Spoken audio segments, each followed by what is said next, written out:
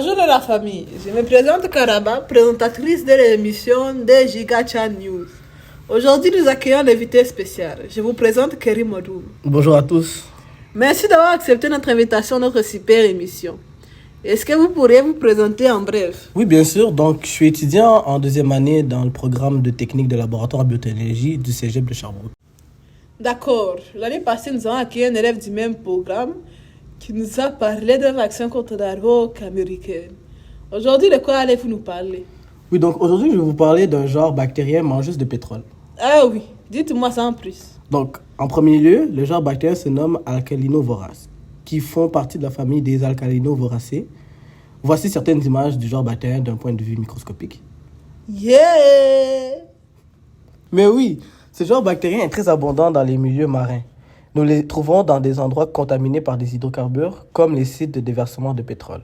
Ils utilisent des enzymes spécifiques qui leur permettent de décomposer les hydrocarbures présents dans le pétrole, qu'elles utilisent comme source d'énergie. Hey, intéressant. Je pense que j'ai déjà entendu parler de ces choses, là, les bactéries. Là. Cette bactérie est très intéressante pour la biodégradation des eaux marines, non? Effectivement, elle est très intéressante. De plus, il n'y a pas que le pétrole qui se retrouve dans les eaux marines, mais il y a aussi des polymères. Normalement, ces polymères sont dégradés par plusieurs enzymes. Cependant, leur dégradation dans les environnements marins est difficile à cause de la basse température et des conditions oligotrophes, qui veut dire qu'ils sont pauvres en éléments organiques, ce qui entrave l'activité microbienne et qui a une augmentation de la pollution. Hey, wow, tout ça c'est intéressant, ça. Oui.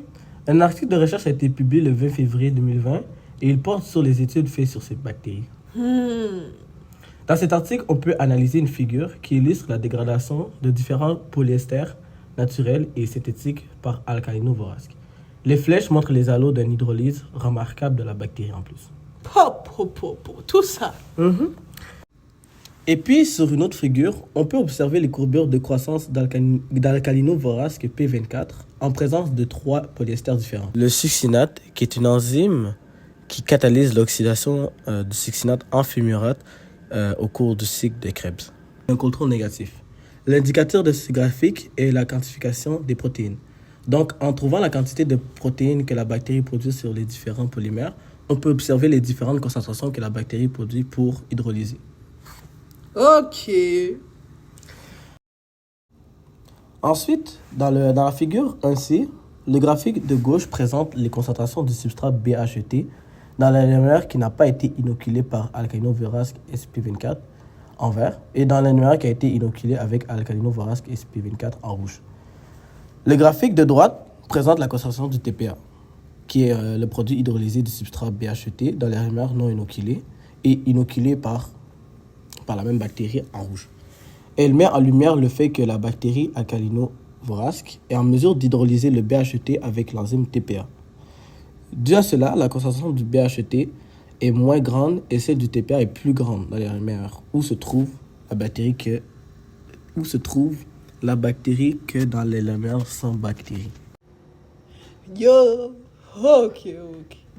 Pour finir avec cette dernière figure, on peut voir que la bactérie peut finalement dégrader et assimiler des hydrocarbures, des polyesters d'origine naturelle et anthropique.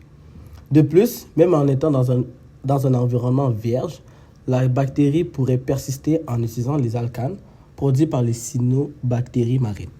Ok. En tout cas, merci beaucoup là, d'avoir partagé sur ces sujets avec nous et on se revoit l'année prochaine pour une autre interview là, Kerry. Merci. Il n'y a pas de problème. Bye yo. Bye.